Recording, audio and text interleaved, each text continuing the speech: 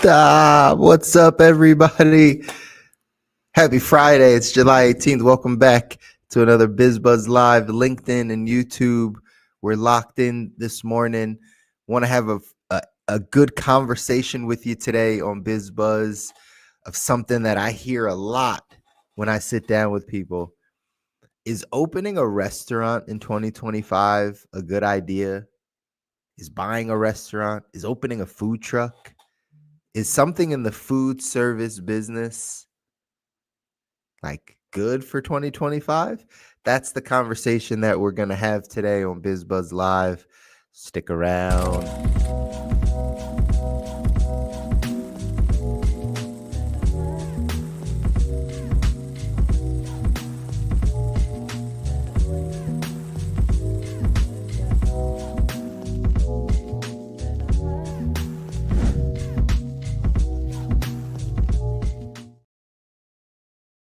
All right, everybody. Welcome back to another episode of BizBuzz Live. I'm your host, Chris Muzan, financial coach, helping you with all things finance, financial strategist, doing all the things.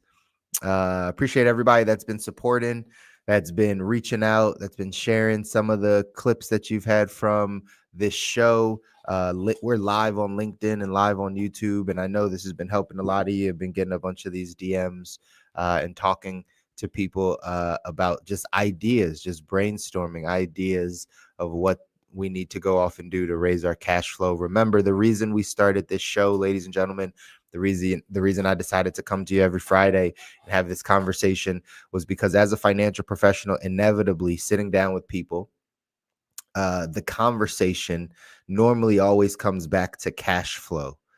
Whether people come to me just to have a conversation around their insurance or their debt management or their savings or their investments or their estate plan or whatever financial matter they might be thinking about.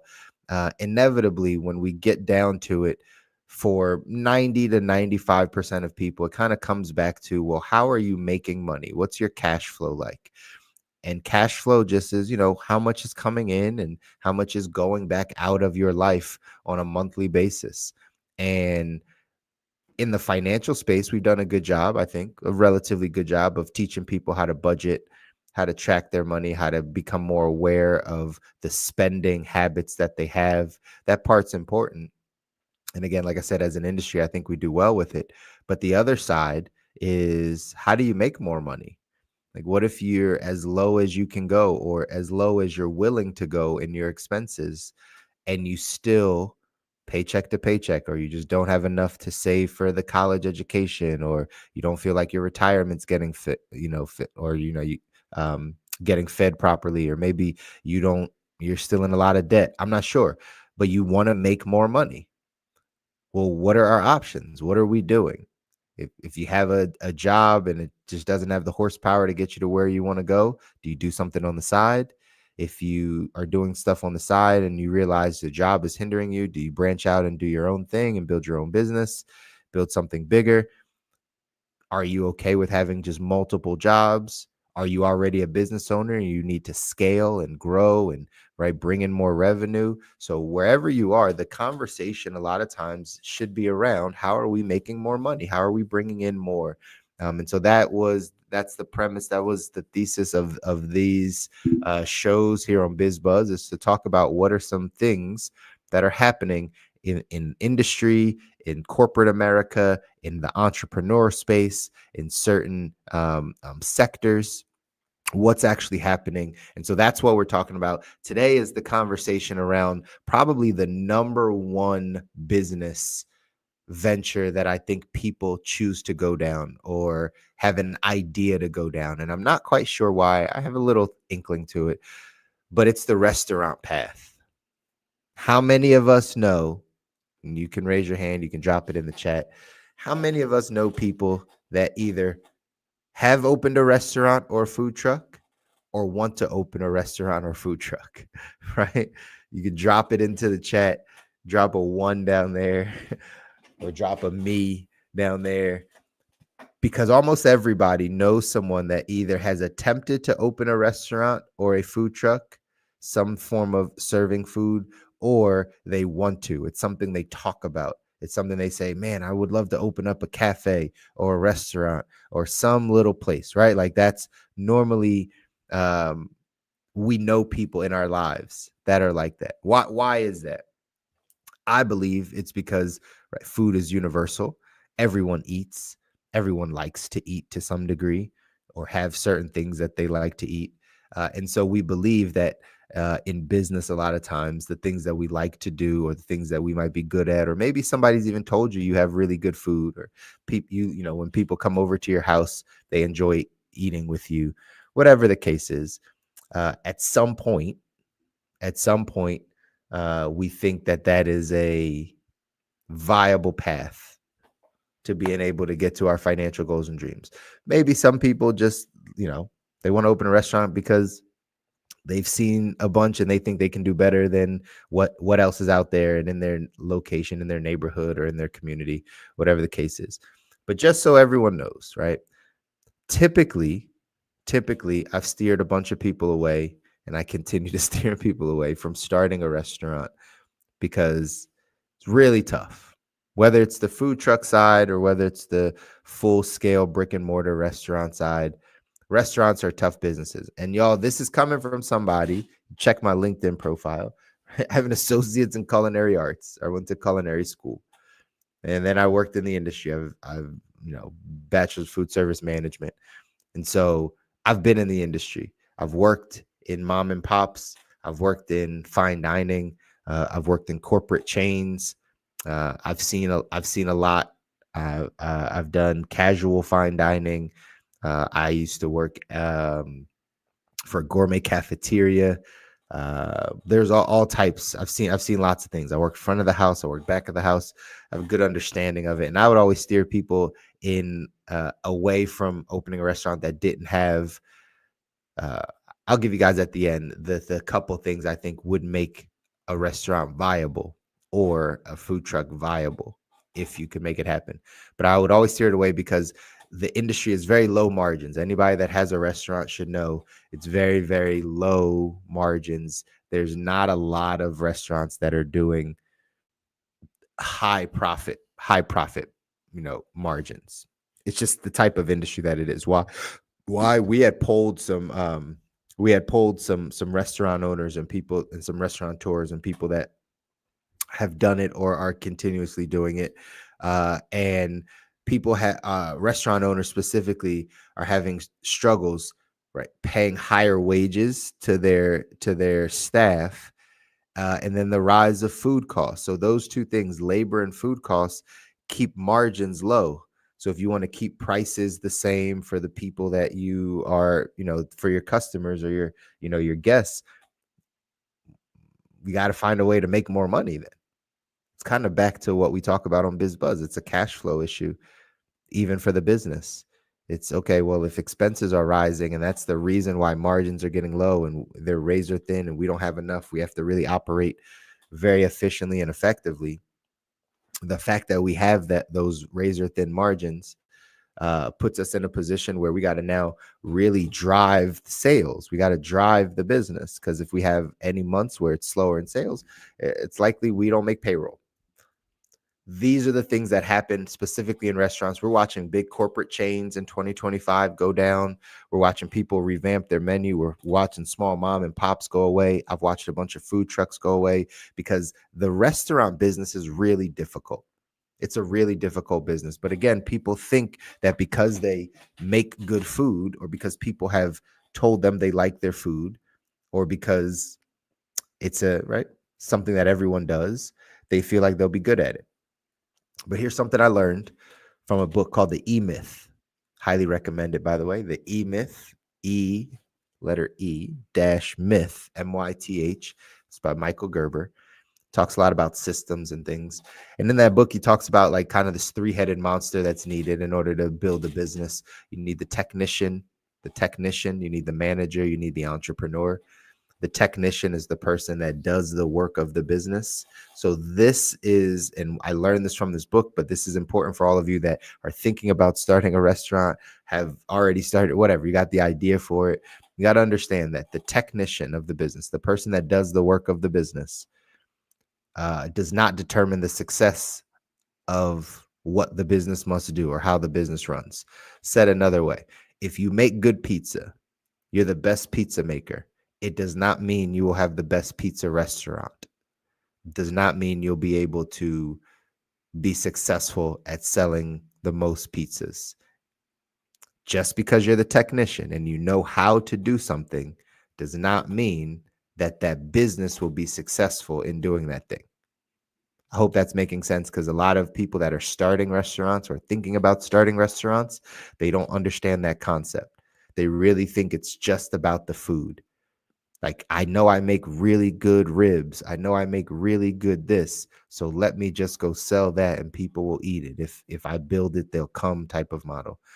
And in the book, The E-Myth, he says, just because you're a good technician does not mean that that will make a good business. Just because you have good ribs and you make a good ribs, you're a good technician behind that grill, does not mean you will run a successful barbecue restaurant. That's where the manager comes in. Who's the manager? The manager is the person that puts systems into place. Who does the hiring? Who does the labeling? Who keeps temperature logs? Who makes sure that, guests get their receipt with their gift card or whatever, right? The systems behind the restaurant part. Who's HR? Who talks to the staff well? Who hires the right people? Who fires the right people? Who looks over the money? Who does, right? That's a different skill set than the technician. The technician, the person that just knows how to make the pizza, might not have any of the skill sets of how to organize the distribution of pizzas or whatever food that is. So that manager part, if you're a good technician, that's only one part of the equation. But then who's the manager? Who runs the systems? Who puts things in place? And then who's the entrepreneur?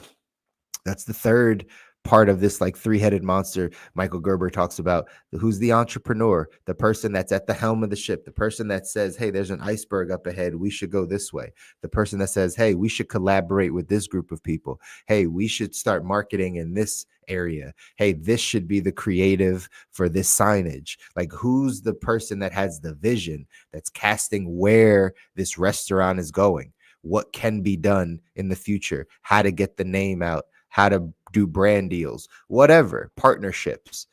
That's the entrepreneur-minded person in the business. So imagine people starting a restaurant normally just have one of those. Maybe if they're lucky, they have two, but most times they're just the technician. They're just the person that bakes the cake. They're just the person that makes the good food. They're just they're just the person that has the good recipe.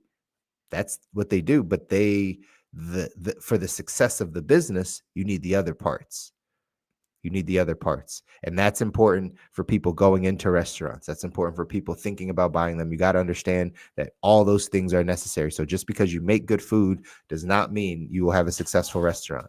And this is one of the places where I see people typically kind of fall off when they're thinking about starting this restaurant. For those of you that are thinking about the difference between a restaurant and a food truck, someone's like, all right, well, I won't have a restaurant, I'll just do a food truck. Well, good. Food trucks are a lot less overhead, I'll tell you that, right? That's always a benefit when you can be in it for less money. You don't have to put up as much money to be able to do it. They're a lot less labor intensive. You don't need as much of a staff. The permitting and regulations and those things, it'll vary by the jurisdiction, right? The city that you're in, the county that you're in, the state, right? Kind of what their laws or legalities are. I'm sure with a little bit more of a flexible schedule, right? You can get into different markets. You can, open in certain times and go to certain places. Man, I forget that movie. It's a very popular one. Tony Vavro, Vavri, I forget his name, but you guys know what I'm talking about. There's a movie about a guy in a food truck, right? Him and his daughter, I want to say, or son, daughter, maybe. I don't remember. But like, was it Chef? Was it the Chef? I don't remember. But there was a movie. You guys know there's a movie about a food truck. But basically, what I was saying is one of the benefits, and they showed it in that movie, was they built their following on social media. They traveled all around the country. They traveled to all different types of places. They took their food truck many different places. Now, again, with legalities and stuff, that's a movie. Might not happen that way. But if it did, you have the ability to be local or to travel around and get your food to many different places. You get people to follow you on social media. You show up consistently. You tell people where you're going, right? You build a buzz in the next city. And then before you know it, you've built up an audience. So everywhere you go, you're selling out. You're cooking food. You're selling out. That's a viable way. But not everyone has that drive. Not everyone has that vision. That's the entrepreneurial side of things. Just because you know how to make the food and you have the food truck doesn't mean that your food truck business will be successful. But food trucks are a very low cost way, a little bit less of a barrier of entry to get in to the food space. You don't have to worry as much about customer service. It's very straightforward. Normally, you'll have a very limited menu. You're not going to have a ton of different things because you're working in a smaller space. So for those of you that are thinking about it, that could be a way to start. The brick and mortar side will be more investment into it, but will likely give you more of an output. Again, very razor thin margins, but more than likely, if you put more into it and you have the ability to seat more people, you have more revenue streams, all those things, you can actually have the ability to make substantially more money in having a restaurant. So is opening a restaurant in 2025 a disaster? Like, is this a recipe for disaster? Is this really going to put you behind? Not for everyone, but for most, yes. For most, yes. Why? Because for most, you're just not equipped. Most people are not equipped to open and run a full-scale restaurant with all of the moving parts. Again, y'all, this is coming from somebody. I'm in the financial space now. I've been in the financial space now going on 12 years or so. But before that, I was in restaurants and I understand it. And my wife likes food. So we're always going out to eat. And I know restaurant owners and managers and all this stuff. So I'm well versed in this hospitality, food and beverage side of things. And what you're seeing is more and more people that want to do this type of stuff, but aren't equipped to do it. They believe their food is what carries them over. And what you see in the industry a lot of times, if you're, again, this is for you that are thinking about opening a restaurant or opening a food truck, you're so locked in on your menu, you're so locked in on your food that you're not thinking about the business behind it. One of the downsides, one of the things I see with food trucks specifically, I'll speak on it, is your pricing is too high to create regular customers, regular guests. It's a food truck. It's not a sit-down restaurant. So that means I got to take my food to go. There might be a little seating area outside of your food truck, but typically I got to take my food to go. It means it's going to come in a plastic bag. It's going to come in a styrofoam, right, container. I'm going to have to figure out how to eat it. I might have to even warm it up. I'm not sure. And I get that you're using premium ingredients and everything's good and you're looking at your food cost. And you got this shrimp and lobster thing, and you got this other thing that's on the menu. And I walk out of the food truck, and I walk away from the food truck. Some of y'all might know this feeling. Ordering something for me and my spouse, like 2 people, and I pay like $58, right? Or I'm paying like $63, or I'm paying $47 for to-go food from a food truck. Again, not debating. You have great quality food. It's all good. I'm not going to spend $47 every other day at a food truck. If you need frequency of people to show up to your business, you need the foot traffic. You need regular customers, regular guests, people that keep showing up. And your food truck prices are too high, you're not going to get me to be a regular. I might like it. I might show up once a month. I might show up every other week. You might get me twice a month. But if the price point isn't right for a food truck, I'm not showing up. It's not worth it for me. I watch people have this happen to their food truck all the time. Good food, but overpriced. Now, maybe it's because you have nice good ingredients and all the stuff, but like food, that's not typically food truck food. And that's what's been happening. People are paying more and more. If I got to pay $22 for a plate from a food truck, and I might go sit down and eat somewhere, right? At least I get some service and I can get some drinks and water and all this stuff, right? But if I got to pay $22 for a plate, I got to pay $18, $19 for a plate from the food truck, I might figure out a different thing. So again, keep that in mind. It's not about your food. It's about the business. What's going to keep people showing up? What's going to keep people giving you their money? So you got to pay attention to that. Second thing, really quick, just so you know, things I've seen, the consistency, the level of consistency inside of your restaurant. Again, if you think you're a good chef or you're a good cook, you got to be consistent. It's different than cooking in your house, different than making a meal here and there. Like, you got to be able to make the same thing over and over with the same consistency, day in and day out, hundreds, if not thousands of times. That is a skill. That's something you learn how to do. Many people in restaurants aren't ready, or starting restaurants aren't ready for that. So again, is it a disaster? Is a recipe for disaster to open up a restaurant? For most people, yes, but not for everybody.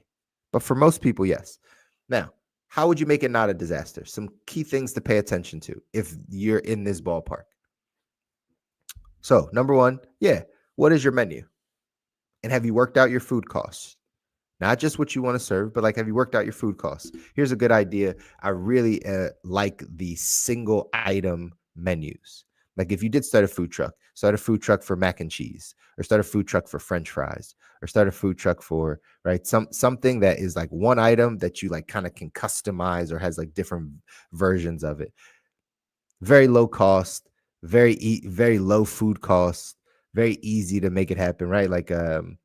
I see those videos on TikTok of the Spud brothers are out in, I think, UK or wherever, right? The baked potato. That just got to be a great business, especially if you're busy and people show up. It's a baked potato with whatever the fillings are, butter and sour cream and beans and tuna and chili. And you probably, I'm not in the UK, but $10 for one of those, $9 for one of those, $12 for one of those. It's a potato. It's in a good enough price point. It's an easy, simple, single item kind of menu, and people like it and they keep showing up. I'm sure they do a booming business. I'm sure they have booming margins. But that's how I would think about it, right? Single menu type of thing. Might make sense, but you got to be consistent showing it up, or got to be consistent when you're showing up to that. So again, make sure you're checking your food costs, look at your menu, figure out your menu, what that's going to be. Location is everything. That's number 2. Location. It's like rule number 1 in restaurants. Location's everything. What's your foot traffic like? If you can't serve the people that are local, that are right around you, it's likely it makes it really hard for people to kind of come visit your restaurant and do all the things. So that's important. Making sure that the foot traffic, the visibility, all that stuff around there, because it'll determine your sales. Okay. Third thing is that book, the E-Myth. Everything I just mentioned from the E-Myth. Are you the technician? Are you the manager? Are you the entrepreneur? Where do you sit? Who are you? And what do you need to surround yourself with? Business is a team sport. Just like restaurants. Restaurants are a team sport. You can be the technician and make the best food, but you might not be the best at customer service. Right? You might not be the best at how to hire people, or how to put a system in place, or how to keep guests coming back. You might not be the best at that, and that's okay. But you got to know that before opening up that restaurant. And then you got to supplement for where you're not good, y'all. These are just some pointers. These are just some things that I think I wanted to talk about, because I hear it all the time. That people want to open a restaurant, open their food truck, open their cafe. And sometimes they think it's because it'll give them a simpler life. But I don't think they understand that restaurant businesses are not profitable typically. That statistic that says 80% of restaurants fail in their first 5 years or something like that. It's a really high rate, typically because people just don't know what they're doing. They don't have the right concept. They're not in the right location. They don't know their food costs. There's something in that triangle of, people that they're missing, whether it's the technician, the manager, the entrepreneur, they're missing something. But the ones that do it well, they're very efficient. They're very effective. They have systems that are in place. They have good clientele. They take care of their people. They take care of their staff. They take care of their guests. Like, that's the way that it works. And because of that, they can build something big. So I don't know if this is for you. If you wanted to open up a restaurant, but I know I hear it a lot talking to people financially that their idea is to go open a restaurant or to start a food truck. So I just want you to know what goes into it. Do I think you should? Probably not. The majority of people listening to this, you probably shouldn't. You'll lose a lot of money. It'll be stressful. You'll spend your life there. It's long nights, holidays, weekends. You're overworked and underpaid. You got to have a real heart for people. You got to have a real thick skin to deal with people, not just your staff, but the guests, the people that are hangry, that come in and they're hangry, that want to tell you how to run your restaurant better than you, that want to tell you what you should add and what you should do. And you got to be able to deal with those people. You got a food truck and then you prepped and then all of a sudden it's bad weather. It's just raining out. It's windy. There was a storm, but that was the day you were planning on making your sales. Well, what can you do? You can save and freeze all the stuff and come back the next day even bigger with more of a special and try to make it happen. There's all types of ways to make it happen, y'all. There's all types of ways, but in this restaurant space, razor thin margins. So you got to be on top of your game.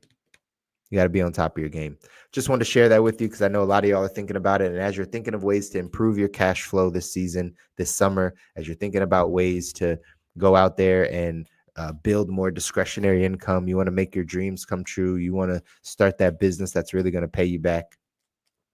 I know you're thinking about a restaurant. I know people think that is a way to go. But if you've never been in it, or you don't have a good team in place or understand the systems of running a restaurant or what it really takes to be successful outside of food, because remember, food is not the determining factor. It's a part of the factor. It's not the determining factor. It's not the determining factor whether you'll be successful. Consistency could be. Consistency in your food could be. Great hospitality and service could be. That extra touch could be. But it's normally not the food. So if that's what you're banking on, you got to get some other things to bank on outside of just the food part. You got to have a marketing plan. You got to have a strategy, a rollout. How do you onboard? How do you get people to show up? All the stuff. If you think of your restaurant that way and you have a great location and a great concept, then absolutely make it happen. It could be a great business for you. If you're not there yet, don't jump into it. Do something a little bit more low stakes. Not in the food business, not in the hospitality business. Try something different, y'all. There's lots of options out there. Just know you are responsible for building your financial future. You're responsible for increasing your cash flow. You're responsible for increasing your discretionary income. You are responsible for it. So whatever ideas you have, we got to brainstorm and then we got to start executing on these ideas, y'all, so we can go off and build the financial life that we deserve. If you want to be able to invest more money, save more money, pay off debt, right? Make sure your legacy is protected, your assets are protected, whatever it is. If you want to make sure that stuff is there, then you got to get good with your finances. You got to get good in your cash flow. You got to get around financial professionals like myself that can help guide you, that can give you the strategy of how to go off and get to the place you want to get to. And so never hesitate to reach out. LinkedIn, I'm here for you. YouTube, you can feel free to reach out to us as well. If not, you can follow us on all of the other socials that we have, whether it's TikTok, Facebook, or Instagram. Otherwise, next Friday, y'all, we'll see you right back here for another BizBuzz Live. Until then, peace.